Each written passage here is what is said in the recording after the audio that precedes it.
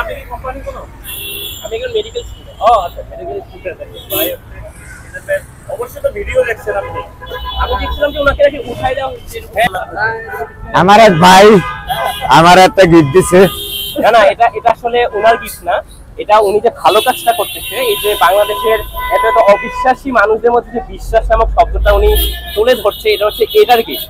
এটা ওনার গিফট না, উনি যে কাজটা করতেছে সেটার গিফট।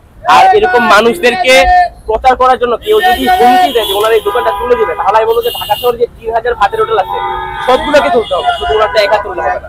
যদি তুলতে হয় সবগুলোকে তুলতে হবে, নাহলে ভালো কাজ করার জন্য এই মানুষটার দোকান যেন না তোলা হয়, সেটা আর আপনি কি এটা সততার পুরস্কার দিলেন নাকি? এটা হচ্ছে ওনার সততার পুরস্কার, এটা ওনার পুরস্কার না, আমি ওনাকে সিম্পেথাইজ করতেছি না। হ্যাঁ, এটা বা আমি ওনাকে নিচেও করছি না, ঠিক আছে? এটা সিম্পেথি দেয়, এটা হচ্ছে ওনার সততার, ওনার বিশ্বাসের পুরস্কার।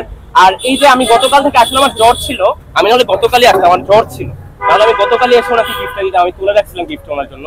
আমার জ্বর দেখে আসতে পারি না, তো কালকে যখন নিউজটা শুনলাম যে ওনাকে উঠাই দেওয়া হয়েছে, একটা নিউজ দেখলাম উনি একটু কাঁদো কাঁদো ভাব করে বলতেছিল, ওটা দেখে আসলে খুব খারাপ লাগছিল।